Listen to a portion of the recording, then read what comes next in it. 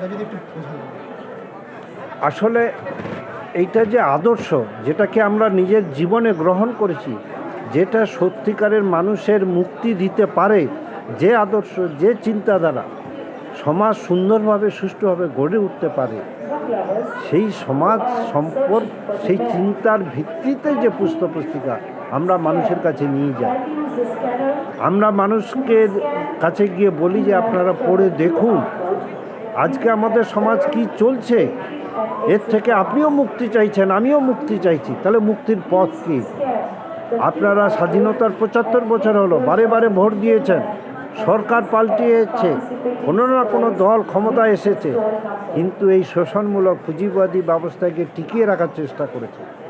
একে যদি ভাঙতে না পারি, আপনিও মুক্তি পাবেন না, আমিও মুক্তি পাবো না। অর্থনৈতিকভাবে, রাজনৈতিকভাবে, সংস্কৃতিগত ক্ষেত্রে, চিন্তার জগতে মানুষ সত্যিকারের মানুষ হতে হলে এই দর্শনের চর্চা করতে হবে। মার্ক্সবাদ, লেনিনবাদ, কমরেড শিবদাস ঘোষের চিন্তার ভিত্তিতে দাঁড়াতে হবে।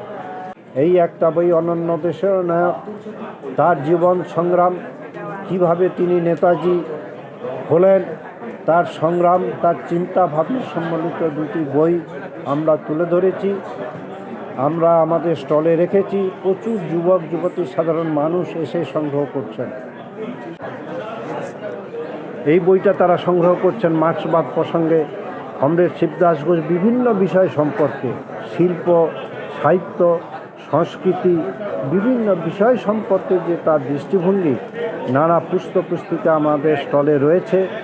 বহু মানুষ এসে সংগ্রহ করছেন, বিভিন্ন বামপন্থী মানুষও এসে এই সমস্ত বই সংগ্রহ করতে, জানার চেষ্টা করছে।